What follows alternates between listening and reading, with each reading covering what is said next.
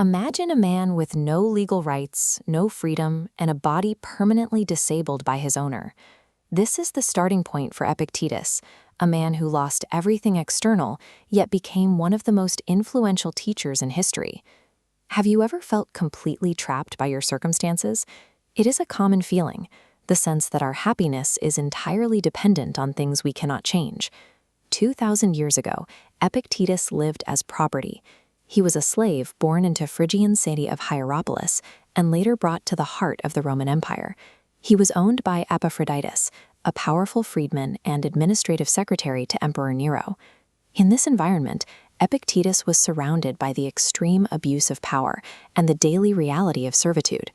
Because he had no physical freedom, Epictetus began searching for a different kind of power, one that functioned regardless of his legal status or physical condition.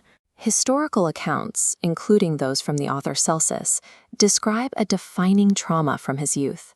His master began twisting Epictetus's leg as a deliberate punishment. Epictetus remained calm. He warned his master that the leg would break if he continued. When the bone snapped, Epictetus simply remarked, "There, did I not tell you that it would break?" It is difficult to process that level of composure during intense physical agony. We have to ask where that mental distance actually came from. The source was his education. Epictetus had allowed him to attend the lectures of the Stoic teacher Musonius Rufus. While still in chains, Epictetus was already training his mind to separate his physical sensations from his inner character. He concluded that while a master could control his movements, no one could dictate his judgments or his response to pain. After Emperor Nero's death, Epictetus was granted his freedom. He remained in Rome to teach, eventually founding his own school after philosophers were banished from the city. He taught everything falls into two categories. First are externals, our bodies, property, and reputation, subject to fate. Second are things entirely up to us, our opinions, desires, and aversions. This is the domain of the human will. Epictetus argued that we suffer because we try to control the uncontrollable. By focusing exclusively on our own judgments, we eliminate the frustration of fighting external reality. Like Socrates, Epictetus never wrote down his own teachings. He focused entirely on the act of teaching and mentoring his students. His student Arian transcribed his lectures verbatim, preserving them in the discourses. He later condensed these into a survival manual called the Enchiridion, or the Handbook.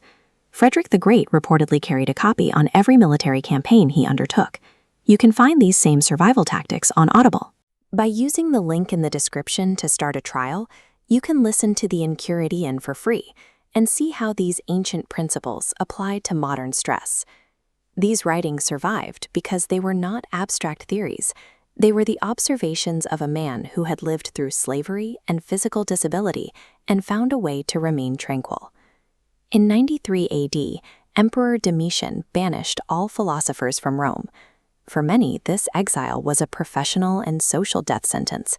Epictetus simply moved to Nicopolis in Greece. He opened a new school that became so respected it attracted the sons of the Roman elite. His influence reached the highest levels of power.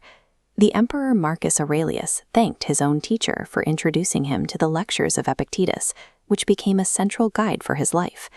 In the 20th century, Admiral James Stockdale used these same lessons to survive 7 years as a prisoner of war in Vietnam. While in leg irons, he recalled that Epictetus's own lameness did not hinder his ability to choose. This framework has served slaves, emperors, and prisoners because it addresses the universal human experience of facing things we cannot change. If you want more deep dives into these strategies for resilience, please subscribe. This final lesson is the key to everything we've discussed. Epictetus taught that it is not events that disturb people, but their judgments concerning them. You may not choose your physical condition, your reputation, or your past, but you have the final say in how you interpret those facts. Epictetus said that lameness is an impediment to the leg, but not to the will. When you stop looking for freedom in the world around you, you find it in your own capacity to choose. Thanks for watching. Subscribe to see our next video on negative visualization and how imagining the worst can actually lead to lasting peace.